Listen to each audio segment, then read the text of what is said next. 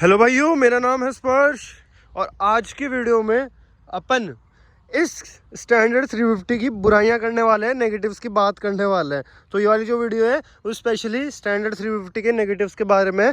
अब इसके हमारे ओनर साथ हैं, तो हमने जो भी नेगेटिव्स लिए हैं वो इनके ओनर से ही लिए हैं। उन्होंने खुद बताया कि मेरे को मेरी इस गाड़ी में ये दिक्कतें फेस करनी पड़ती है।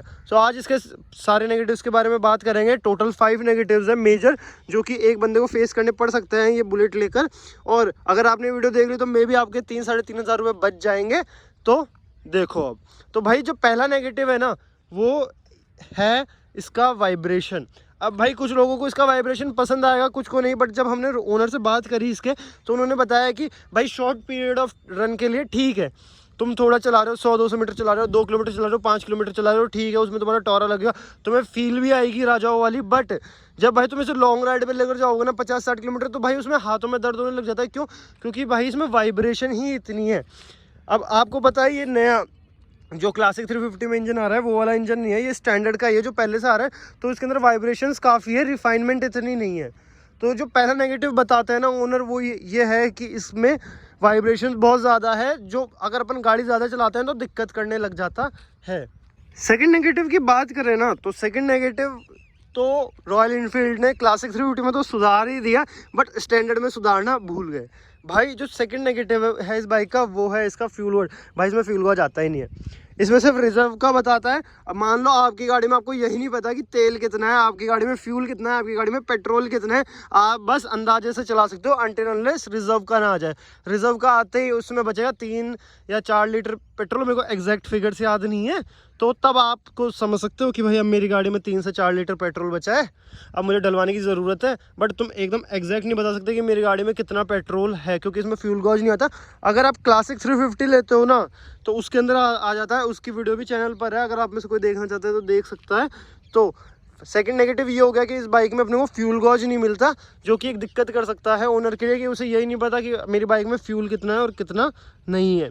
जो थर्ड नेगेटिव है वो है इसका लॉक सिस्टम। अब मैं बताता हूँ, अगर आप में से कोई क्लासिक 350 ऑन कर रहा होगा या उसके बारे में जानता होगा तो आप लोग ये जानते होंगे कि उसमें यहीं से लॉक हो जाता है मामला, ठीक है। बट यहाँ पर भाई इसको लॉक करने के लिए यहाँ पे की लगानी पड़ती है और फिर ये लॉक होता है ऐसे। अब भाई कोई बंदा जल्दबाजी में है, वो पहले वहाँ से बंद करो फिर नीचे से बंद करो, तो वो काफ़ी दिक्कत क्रिएट कर देता है। बाकी एक बार भाई इसको कोई यूज टू हो जाता है तो फिर उसे इतनी दिक्कत फेस नहीं करनी पड़ती। मेन सीन यही है। सब कुछ भाई रहता है कि तुम कितना जल्दी एक बाइक से या किसी चीज़ से यूज टू हो जाते हो। अगर तुम एक चीज़ से यूज टू हो गए ना तो फिर तुम्हें उसके नेगेटिव से फ़र्क नहीं पड़ता, देखो to be honest. But as an individual अपने का बताने का काम है। अब जैसे ये ओनर है, ठीक है, इनको भाई फ़र्क नहीं पड़ता क्योंकि इन्हें पता है कि भाई लॉक वहाँ से होता है तो इनको इतना इशू नहीं आता। इनको पता है इस गाड़ी में इतनी वाइब्रेशन है तो इनको इतना इशू नहीं आता। क्यों? क्योंकि इनको इनकी आदत पड़ चुकी है, इस गाड़ी की इनको आदत पड़ चुकी है। तो भाई थर्ड नेगेटिव हो गया इसका लॉक सिस्टम।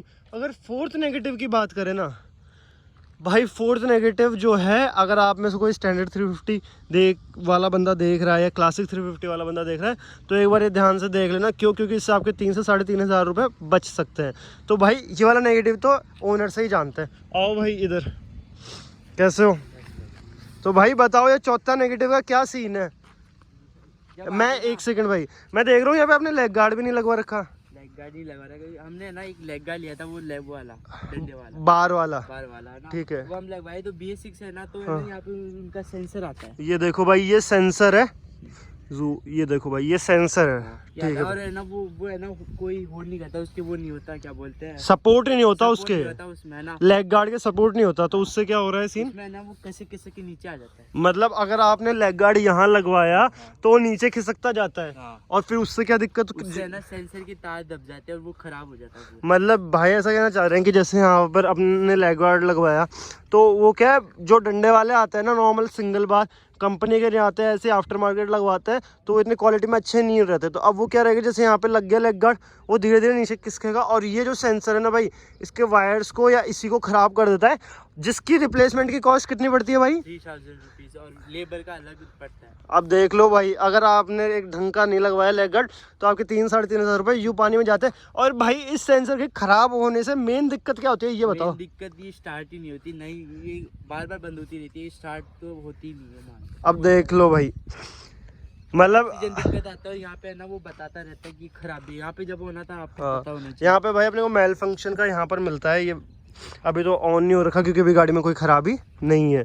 तो ये था चौथा नेगेटिव कि अगर आपका लेग गार्ड आपने सही वाला नहीं लगवा रखा तो आपके 3-3.5 रुपये का तो चूना लगेगा ही। साथ ही साथ भाई आपकी ये गाड़ी स्टार्ट नहीं होगी, आप सर्विस सेंटर लेके कैसे जाओगे? तो इन भाई की तो एक बार किस्मत से स्टार्ट हो गई थी जिससे ये ले गए। अगर अब इसके फिफ्थ और फाइनल नेगेटिव की बात करें ना तो वो है इसका थिन टायर। भाई बाइक एकदम बल्की है, मस्त लगती है भाई, लुक्स तो भाई इसके एक नंबर है भाई, क्लासिक और इसका तो कोई कंपैरिजन नहीं है भाई, दोनों अपनी जगह पर एक नंबर लगती है। तो जो भाई फिफ्थ नेगेटिव है ना वो इसका है थिन टायर। भाई बाइक एकदम बढ़िया लग रही है, बल्की है, मस्त लग रही है, लेकिन जो इसका पीछे का टायर है ना वो इतना ब्रॉड नहीं है तो इसे एक अच्छा लुक प्रोवाइड कर सके, ये काफ़ी थिन रह जाता है। तो जो फिफ्थ नेगेटिव है ना वो इसका है कि इसका जो टायर है वो थिन रह जाता है, जिसकी वजह से भाई थोड़ा ग्रिप में भी इशू हो सकता है।